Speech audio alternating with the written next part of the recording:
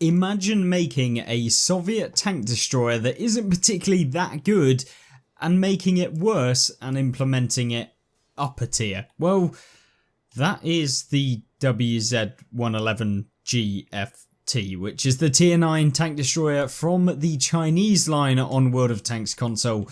And of course, I want to cover this one in today's video, unfortunately, and that is because we have managed to get the top tier in the tech tree line a while back. So we're going to cover what this tank is all about and some of the strengths and most notably some of the weak points of this vehicle, because it isn't all too good. So first things first, let's have a look at the quick stats. We're going to cover why these stats are important in some gameplay in just a second, and why this tank is particularly a little bit lackluster when it comes to playing it in the game. But first things first, we have of course kitted the tank out with advanced loader. We want as much DPM as possible because the DPM on this tank is, yeah, pretty bad for a tier 9 TD, with all of the bonuses as well. And then of course we've gone with traction system because this tank is relatively slow and feels a little bit sluggish in the game, along with advanced powertrain because yeah, again, feels a little bit sluggish and slow. And so yeah, anything we can do to improve that is of course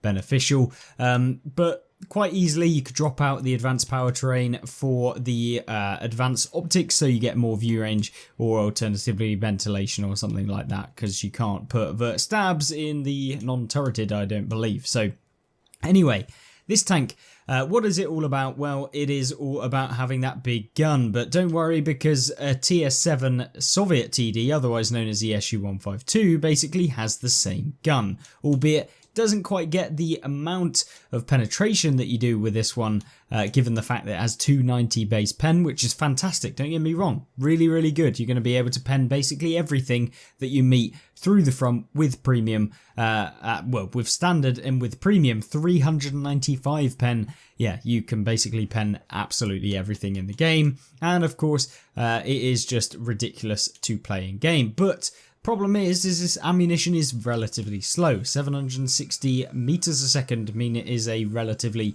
long time to hit the actual target when it's moving, so it can be annoying to hit a target when they're moving, as well as the fact that this tank is of course quite slow to turn. And so even the fact that it does not get a turret makes it even more annoying as well. So yeah, it feels like you're sacrificing a whole lot with this tank for apparently getting the armor that this tank has, which let's be honest, I mean a 120mm lower plate is really good. Yeah, really good. And then of course even the upper hull armor 200 pen, which yeah, I mean, because it's angled, it's surprisingly decent. But remember, most people are aiming down into this thing, which means that you're going to have effectively probably somewhere in the region of about 230 to 40 penetration to go through the front of this. And don't worry, because pretty much all tier 8 tanks in the game have premium rounds that are far in excess of that to be able to pen you straight through the front. So nice to know that the armor of these vehicles works really well. And if you try and side scrape in this thing, you have a nice little 18mm of side armor, which means that you basically get penned, and because it's angled in a weird way such that you have this weird plate, it's probably easier to see. It's kind of a little plate either side of the front of the vehicle that then leads into the side of the tank, which, let me just give you the rundown, is trashed as well. Means that you basically get penned by everything. Now, I don't want to be a kind of berate this tank too much, but I mean it is terrible. And I mean the literal other competitor of this tank is the Object 704, which has a very similar sort of playstyle. It has the same alpha, it has the same basic penetration other than on those premium rounds, and of course it gets some significant changes to the armor model, and it's the armor of the 704 that makes this thing a lot better, because although it doesn't have the armor that you're expecting to see, it has this really annoying bouncy armor because it has this weird shape, and people often are not well versed in how to pen the 704. Yes, it does get penned, it has a smaller lower plate, the armor's angled even more, it has these weird plates on the side that bounce a lot of rounds, and yeah, I mean, has basically the same sort of gun. Now we haven't loaded this or kitted this tank out. I mean, we could do it now just for the sake of it. I've got a ton of silver on the account, especially with the operation that's going on right now. But essentially, you just want to run it with all of the perks that you can. And yeah, I mean, this tank, just basically a better version, in my opinion. It just has everything that you need, and you compare it to the other version, which, yeah, sacrifices all of that armor for basically not really any gain. So that's kind of the rundown of the WZ111 1GFT, and it doesn't really it's just not fun, man. It's just not quite fun in today's meta, as well as the fact that the gun arc on this thing is horrible. I mean, it's very limited. You got 6 degrees of gun depression, which is horrible as well. You're really long, so the gun depression gets affected quite a bit annoyingly in it. Horsepower to weight ratio 12.6, which is pretty lackluster. So yeah, overall just feels a little bit tedious to play. And I mean, when you look at something like the T95, which is essentially just a way better version, I would much rather play the T95. Has much better armor, is slower, but the armor works, and it is a little bit of a machine when you get it going. But yeah, I mean, you can be aggressive in the T95, you can't really do that in the WZ111 GFT. So that's kind of the key problems with this Chinese tank destroyer, but it does get high penetration, it does get okay damage per minute. It's not particularly great when you consider it just faster firing TDs, especially like the Tortoise, for example. And the accuracy isn't amazing, it's still decent. Pretty long aim time, but that's basically consistent throughout all of these, including the 704, I believe. So yeah, basically the same. We haven't got a commander in the 704, so they're basically the exact same. But yeah, this Chinese version just doesn't seem to quite cut it when it comes to playing it in game, and you'll see why in the gameplay coming up now. So we jump straight into this gameplay in the WZ111 GFT. Essentially we are playing on a map that's quite nice to play the WZ. Although, you know, with all of the hills, it can be super annoying at the same time. So if you play the map right, you kind of sat back and you're sniping and tanks actually come out into the open areas, it's brilliant.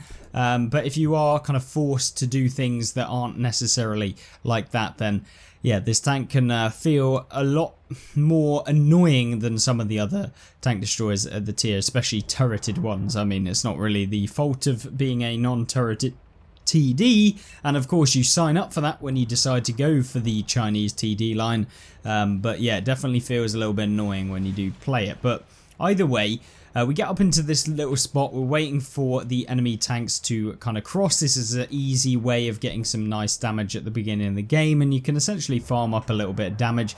All you can do is you can sit here, you can wait for them to get detected, or you can go for some blind fires as well. You saw there the enemy he just finished off our little dragon friend there, which is disappointing, but I mean, he was sat out in the middle of the open. But either way, we're just sat here doing what the camping Chinese TDs like to do. But you'll see us move forward in this game, and it is a good one. And I feel like the whole point in showcasing this tank is to show you that, yes, the tank is not particularly the most meta vehicle, and it isn't the best vehicle, but you can still have good games. And I thought that this game was actually one to really showcase how you can maximize the damage in your games as well, because, you know, even when you're playing tanks like this that do kind of suck, you can still have fantastic games. And you can see me here just waiting or hoping that someone's going to make the mistake of actually getting spotted, and we're hoping that maybe a TD goes up there. But instead, I decide to try and blind fire where the enemy tanks on the other side are, because we really do need the team to start finishing them off to win, and then I can turn around and hopefully get a little bit of team support to do that. Now I noticed that, you know, they're not really exposing themselves. I'm just going for blind fires here to see if we can get a shell there for free, but unfortunately we don't. But the damage does rack up quite a lot, and if you do stay alive to the end of the games, you can quite easily end up getting a lot of damage. But remember, you just don't have the impact that you'd be hoping when you do play these TDs in the early game. So it's kind of like one of those that you can have fantastic games, but a lot of the time those games where you have high damage are in losing games, which is yeah, not particularly the most fun, especially if you feel like you've done everything right. But either way, we've pushed up into this position. We do get spotted, so I'm assuming it's the light tank that's down to my right. And so we pull straight away back behind this big rock. Don't want to get spotted. We've got the Dragon covering us from the middle, so that's fine. And of course trying to get Artie safe at the same time as well. But I now decide, you know what, it's time to actually push the advantage of our team on this side towards the enemies on the northern flank. Now, obviously, when there's only a few of you, pushing is quite difficult, but it can be done with this tank. And I've always really enjoyed playing TDs that have this high alpha where you can just punish opponents that come out in front of you. And yeah, I mean, it's one of the best things. So the key thing that we're doing here is not exposing too much of our tank. You don't want to be kind of YOLOing in or doing anything like that. And we just find this E5 who's out in the open, and the lower plate is apparently way too strong for our rounds there and somehow manages to bounce one. Now, I have no idea how that happened, but apparently it did. I'm going to have to deal with it. But don't worry, idiots don't get lucky twice in a row, do they?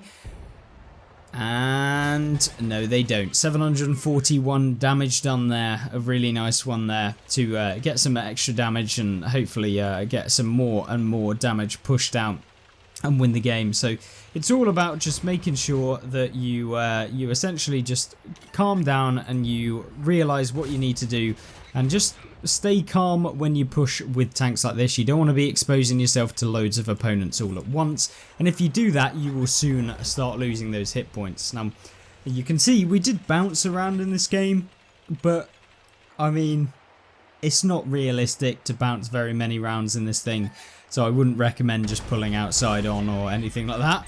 Since you can see there, we got penned straight in the front by what I only assumed to be the E5, if he's still alive. But either way, it doesn't matter. We've picked up 2,800 damage and we've managed to hold them off from just basically coming in and capping our base. And we pulled back some of the tanks from the enemy team so that the scoreboard's looking not as bad. And hopefully we can push this flank. But there is one tank over here that really does need to get dealt with, which was that E5. But it looks like he's maybe even pushed over to the left-hand side. So I'm kind of staying a little bit passive. You'd never want to just YOLO full on in with this tank because you can get punished, and so it really is just a case of sitting back. And this is what bores me about these Chinese tank destroyers. They do feel like you're kind of sitting back all of the time, just hoping for the enemy team to push. And you can see here the Leopard 1 on the enemy team does indeed get spotted, and we see him trying to pull back. Now, whether he goes for the shell on us, unknown. But yeah, hopefully we can get a free shell into him. That is an easy penetration. He is not going to be able to do a whole lot. Now then, in order to avoid you wanting to tear your hair out by watching me sit at the back for 1.5 to 2 minutes, well, I've skipped forward so that we can actually have a look at what the gameplay's like when we can push. So we didn't want to push in. There is, of course, a lot of tier 10s in the game. There's an FE 4005. We have no idea where they are. And of course he does get spotted now, and we managed to find him in the open. Can we get a shell into him before he can get away? Yes, we can, and the heat round hits his side. Very nice indeed. Picks us up to 3,250 damage and managed to remain on a decent chunk of hit points, which is what you want with this tank, because in the late game, when you're having to come up against mediums or potentially light tanks, yeah, you're going to need those hit points because they can quite easily farm you up, because they can catch the side of this tank, they can surprise you, they can do all sorts of things like that that are just going to make it 10 times harder for you to try and carry. Now the E5 is out in the open, so hopefully we can come up and sneak up from behind him. He is definitely not expecting it, and we place one straight into the turret, somehow managing to pen, but I guess with a 395 pen, it's not surprising at all. So we're pushing forward now on this flank. We've done 3,931 damage with 328 assistance, which is good. And yeah, not a bad one whatsoever. What we're hoping is, of course, just trying to get rid of this Leopard. If we can get rid of him, we can basically push towards their base. We can find out where they are, and we're going to be able to help support the team on the southern flank, because they're basically holed up against all of those mediums and stuff that are sat in their base camping. And they can't really push because they're going to get taken out quite easily. But we see the Leopard here, we go for the shot and we land it quite easily. But of course, being the tank that we are, we managed to low roll, because yay, always fun when you have all of the gear, but actually end up just getting RNG'd. And then of course we hit the mantler of the Leopard 1, yay! Brilliant, and the artillery's aiming at us. He's gone for the shot, he's missed us with AP. We're going in after the Leopard, it's time to just go. If we don't manage to pen him, we can hopefully ram him, but we back ourselves down the slope, easy damage there, and we pick up 4,600 total damage, with 800 blocked as well, since, you know, sometimes it can work, but of course if you are relying on it, it's probably not going to work out all too well, because you do need to be on slopes and stuff for the armor to work 100%. So, yeah, we can hopefully come out with a win, but it's now just a case of sitting back on our laurels, just making sure that we're not doing anything rash, and of course avoiding getting spotted by the artillery, because you know what they're all about. And of course he manages to miss us for a couple hundred damage, which is just fun. But at this point, I'm trying to kind of set up in a bush or somewhere to spot whatever it is that's down in the dip, or whatever it is that might have managed to spot us. Our teammate in the tank destroyer is pushed up. You can see I was just checking the minimap to see where the team are, and we managed to find the SU-130 PM, who is trying to run away, but of course we don't particularly like it when they try and run away, and if we can get the Turan, that'll be even better. A nice little 950 damager out of the game is always going to benefit our team. So it's starting to all come together now. We've picked up 5,100 damage, and this is exactly what you want. We've got 5 enemies taken out within this game, and we've got this SU-130 PM as well, so we need to get rid of him. And if we can do that, then I can essentially get rid of him, finish off the game, and come away with what is deemed to be a little bit of a result. So pushing forward now, team is still holed up in that location. There are 2 TDs, one of them's the Jaegeru, so I'm not surprised that they're not just pushing in. But we managed to find the SU-130 PM, who's out in the open, and uh-oh, it's a nice little 700 damager straight into the back of him, and this is what this tank does very well. But I do feel like sometimes that these tanks just, they have the 750 alpha, but when you consider that the tier 7 tanks have basically the same sort of thing, and they have less armor, you know, the SU-152, etc., being the Soviet version of this at tier 7, it doesn't get the armor, but, you know, it has a similar sort of playstyle, and it just doesn't feel like they get that much different as you go through the tiers, which I'm not surprised about, but at the same time it is kind of disappointing when you see this in the game. Now we find the back of the Jaeger who sat there, he's obviously a goner, and we managed to finish him off. 6,200 damage. The friendly team are now finishing off the RE, putting in a good game in the chat, and of course coming away with 7 enemies taken out within this game, 18 damaging hits, so a nice one. And of course the victory, and we managed to come top as well with a little 2,029 base XP with 7 enemies taken out. So it's a nice one, and we picked up 38,000 XP as well, because why not make a ton of XP within the game because of the XP with interest operation that was about a month ago. But hopefully that's given you an indication as to this tank. It may not ever really come into having consistent games like this, but yeah, I mean, I've had better in the tier 8 Soviet ones, and you don't have to come up against tier 10 all the time.